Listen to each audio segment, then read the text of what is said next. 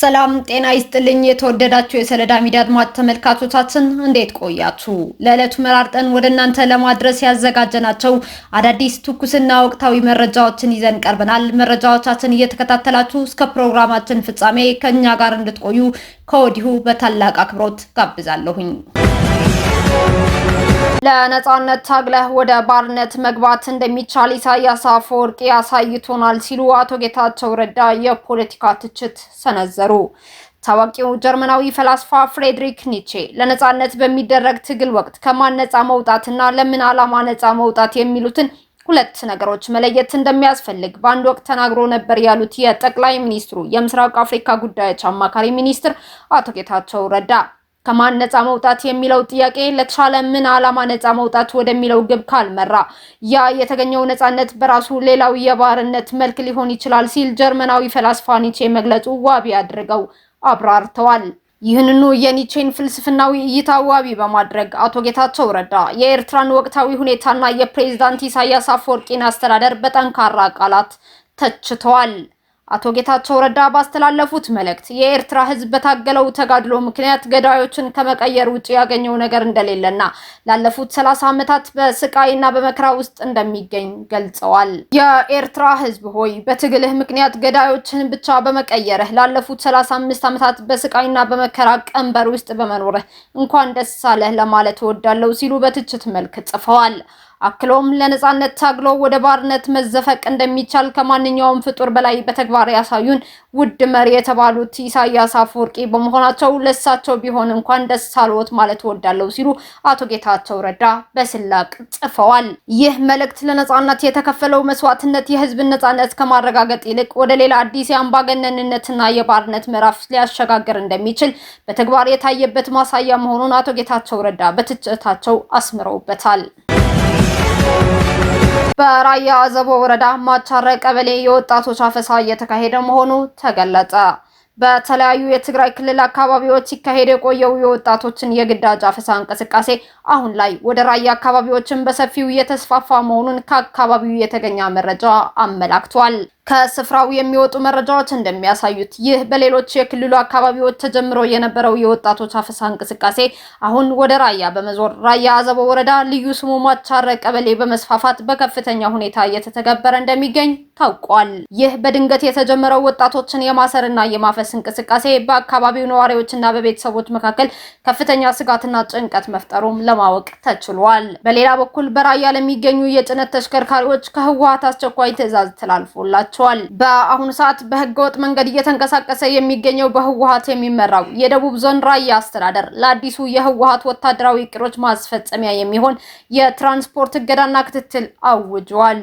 አስተዳደሩ ይህንን ውሳኔ ያስተላለፈው የሚከተሉትን ዓላማዎች ለመፈጸም እየተንቀሳቀሰ እንደሆነም ታውቋል። የህወሓት ኃይሎች የራያ ወጣቶችን በማፈስ በእነዚህ በሚሰበሰቡ መኪናዎች ለመጫን፣ የህወሓት ታጣቂዎች ከአንድ ቦታ ወደ ሌላ ቦታ በስፋት በእነዚሁ በሚሰበሰቡ መኪናዎች ለማጓጓዝ እንዲሁም ላቀዱት ጦርነት የሚያስፈልጓቸው ቁሳቁሶችና ትጥቆችን በእነዚህ መኪናዎች ለማድረስ መሆኑም ተገልጿል። በራያ የሚገኙ ሁሉም የጭነት ተሽከርካሪዎች በአስቸኳይ ወደ ደቡብ ዞን አስተዳደር ቢሮ በመሄድ ሪፖርት እንዲያደርጉና እንዲሰበሰቡ የህወሓቱ የዞኑ አስተዳደር አዟል። የመኪና ባለቤቶችና በአጠቃላይ የራያ ህዝብ ይህንን የጽንፈኛው ህወሓት እንቅስቃሴ ተረድቶ አስፈላጊውን ጥንቃቄ እንዲያደርግም ጥሪ መልእክትም ተላልፈዋል። የአፍሪካ ድምጽ በዓለም አቀፍ መድረክ ላይ ጉልህ ስፍራ አግኝቷል ሲል የአፍሪካ ህብረት አስታወቀ። የአፍሪካ ህብረት ኮሚሽን ሊቀመንበር መሐሙድ አሊ የሱፍ 63ኛው የአፍሪካ ቀንን በማስፈልከት የእንኳን አደረሳችሁ መልእክት አስተላልፈዋል። ሊቀመንበሩ ባስተላለፉት መልእክት ይህ ዕለት አህጉራችን ለአንድነት፣ ለነጻነት፣ ለክብርና ለልማት የምታደርገውን የጋራ ጥረት የምታደስበት ታሪካዊ ምዕራፍ ነው ብለዋል። የዘንድሮው የአፍሪካ ቀን የ63 ዓመታት አንድነት፣ ውህደትና ልማት በሚል መሪ ቃል እየተከበረ እንደሚገኝ ጠቅሰው አፍሪካውያን የምንፈልጋትን አፍሪካ ለመገንባትና ለአጀንዳ 2063 ስኬት ያላቸውን የማይናወጥ ቁርጠኝነት ዳግም የሚያረጋግጡበት መሆኑን አስታውቀዋል። የአፍሪካ ቀን የጋራ ቅርሳችን ማክበሪያ ብቻ ሳይሆን እኔ ያለሁት እኛ ስላለን ነው በሚለው የአቡንቱ መንፈስ እየተመራች አፍሪካ ዓለም አቀፍ ጉዳዮችን በመቅረጽ ረገድ የምታደርገው እያደገ የመጣ ሚና እውቅና መስጫ ነውም ብለዋል ሊቀመንበሩ። አህጉራችን እርግጠኛ ባልሆነው የዓለም ሁኔታ ውስጥ አንድነትን፣ ትብብርንና የጋራ ሰብአዊነትን በግንባር ቀደምትነት ማራመዷን እንደምትቀጥልም ሊቀመንበሩ አረጋግጠዋል። በተለይም ባለፈው ዓመት የአፍሪካ ድምጽ በዓለም አቀፍ መድረክ ላይ ጉልህ ስፍራ ማግኘቱን የገለጹት ሊቀመንበሩ አፍሪካ በቡድን 20 ውስጥ ያገኘችው ቋሚ አባልነት ታሪካዊ እርምጃ መሆኑን ጠቁመዋል። ይህ አባልነት አፍሪካ በዓለም አቀፍ ኢኮኖሚያዊ ውሳኔ አሰጣጥ ላይ ሙሉ በሙሉ እንድትሳተፍ የሚያስችላት ሲሆን በሰላም፣ በአየር ንብረት፣ በምግብ ዋስትና፣ በንግድ፣ በጤናና በዘላቂ ልማት ላይ ለሚደረጉ ዓለም አቀፍ መፍትሄዎች ትርጉም ያለው አስተዋጽኦ እንድታበረክት በር የከፈተ መሆኑን መሐሙድ አሊ ዩሱፍ አስረድተዋል። የአፍሪካ ህብረት የህዝቦችን ፍላጎት ማሳካት የሚችል ጠንካራ፣ ይበልጥ ውጤታማና ምላሽ ሰጪ ተቋም ለመሆን ተቋማዊ ማሻሻያዎችን በተከታታይ በማድረግ ላይ እንደሚገኝ በመልእክቱ ተመላክቷል። የዘንድሮው የአፍሪካ ህብረት የዓመቱ መሪ ቃል የአጀንዳ 2063 ግቦችን ለማሳካት ዘላቂ የውሃ አቅርቦትና አስተማማኝ የንጽህና አጠባበቅ ስርዓቶችን ማረጋገጥ የሚል መሆኑን ያስታወሱት ሊቀመንበሩ ይህም የውሃ ዋስትና፣ የአየር ንብረት መቋቋም አቅም፣ የህዝብ ጤናና ዘላቂ ልማት ስለ አፍሪካ የወደፊት ዕጣ ፈንታ ወሳኝ መሰረቶች መሆናቸው የሚያጎላ መሆኑን አስገንዝበዋል። በሴኔጋል የፓርላማው አፈ ጉባኤ መልቀቅን ተከትሎ የፖለቲካ ቀውስ መባባሱ ተገለጸ። ፕሬዝዳንት ባሲሩ ዲያማዮ ፋዬ የረጅም ጊዜ አጋራቸውና የገዢው ፓስተፍ ፓርቲ መሪ የሆኑትን ጠቅላይ ሚኒስትር ኡስማን ሶንኮን ከስልጣን ካሰናበቱ ከጥቂት ቀናት በኋላ የሴኔጋል ፓርላማ አፈ ጉባኤ ኤል ማሊክ ንዲያዬ ከኃላፊነታቸው መልቀቃቸውን አስታውቋል። ይህንን ተከትሎ በሀገሪቱ ያለው የፖለቲካ ቀውስ ይበልጥ እየተባባሰ መጥቷል።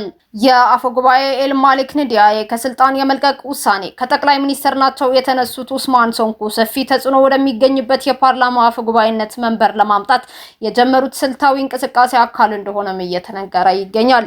ይህ ደግሞ በገዢው ፓርቲ ጎራ ውስጥ ያለው የስልጣን ሽኩቻ ይበልጥ ሊያቀጣጥለው እንደሚችል በሰፊው እየታመነበትም ይገኛል።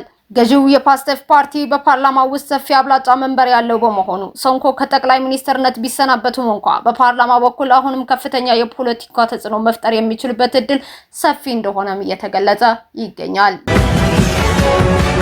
ኢራን ከአሜሪካ ጋር በበርካታ ጉዳዮች ላይ መግባባቷን ነገር ግን ስምምነት ገና መሆኑን ገለጸች። የኢራን ውጭ ጉዳይ ሚኒስቴር ቃል አቀባይ በዛሬው ዕለት ከአሜሪካ ጋር በቀረበው መግባቢያ ሰነድ በርካታ ጉዳዮች ከድምዳሜ ላይ መድረሳቸውን ገልጸዋል። ቃል አቀባዩ አክለውም ይህ ግን ቴሄራን ስምምነት ለመፈረም ተቃርባለች ማለት አለመሆኑን አስታውቀዋል። ኢስማኤል ባጌይ ኢራን እየተነጋገረች ያለችው ጦርነቱን ለማቆም እንጂ በኒኩለር ፕሮግራም ላይ ያለመሆኑን ገልጸዋል። ቃል አቀባዩ የአሜሪካ ባለስልጣናት የአቋም መለዋወጥ ለስምምነቱ እንቅፋት መሆኑን በማንሳት ከሰዋል። ፕሬዝዳንት ትራምፕ እሁድ ዕለት አሜሪካ በኢራን ወደቦች ላይ የጣለችው እገዳ ከስምምነት ላይ እስክንደርስ ስምምነቱ እስኪጸድቅና እስኪፈረም ድረስ በሙሉ ኃይል ተግባራዊነቱ ይቀጥላል ብለዋል። አክለውም ሁለቱም አካላት ጊዜ መውሰድና የሚገባ ነገር ላይ መድረስ አለባቸው ሲሉም ጽፈዋል። ይህ በእንዲህ እንዳለ የአሜሪካ ውጭ ጉዳይ ሚኒስትር ማርኮ ሩቢዮ በሁለት ሀገራት መካከል ዛሬ ስምምነት ሊደረስ ይችላል ብለዋል። በህንድ ዋና ከተማ ኒው ዴልሂ የሚገኙት ሩቢዮ በአሜሪካና ኢራን ተደራዳሪዎች ጠረጴዛ ላይ ጠንካራ የስምምነት ነጥቦች መኖራቸውን ለጋዜጠኞች ተናግረዋል። ሩቢዮ አክለውም ገና በሂደት ላይ ያለ ነገር ነው። ትናንት ማታ የሆነ ዜና ይኖራል ብለን አስበን ነበር፣ ምናልባት ዛሬ ሰኞ ይኖረናል ብለዋል። የአሜሪካ ውጭ ጉዳይ ሚኒስትር ማርኮ ሩቢዮ በዛሬው ዕለት ሀገራቸው ከኢራን ጋር ጥሩ ስምምነት ታደርጋለች አሊያም በሌላ መንገድ ትፈቷለች ብለዋል። ሩቢዮ ሌሎች አማራጮችን ከመፈለግ በፊት ለዲፕሎማሲ ያለው እድል ሁሉ መስጠት አስፈላጊ መሆኑን ለጋዜጠኞች አብራርተዋል። ፕሬዝዳንት ዶናልድ ትራምፕ ትናንትና ተወካዮቻቸው ከኢራን ጋር ስምምነት ለማድረግ እንዳይጣደፉም አሳስበዋል። እስካሁን አብራችሁን ከኛ ጋር ስለነበራችሁ እያመሰገንኩኝ በሌሎች መረጃዎች እስክንመለስ እንደተለመደው የሶለዳ ሚዲያ ቤተሰብ በመሆን ላይክ፣ ሼር፣ ሰብስክራይብ ማድረጋችሁን አትርሱ። አዳዲስ ትኩስና ወቅታዊ መረጃዎቻችን በቶሎ እንዲደርሷችሁ የደወል ምልክቷን ይጫኑ። ስኬት፣ ድልና ሰላም ለኢትዮጵያውያን። ሶለዳ ሚዲያ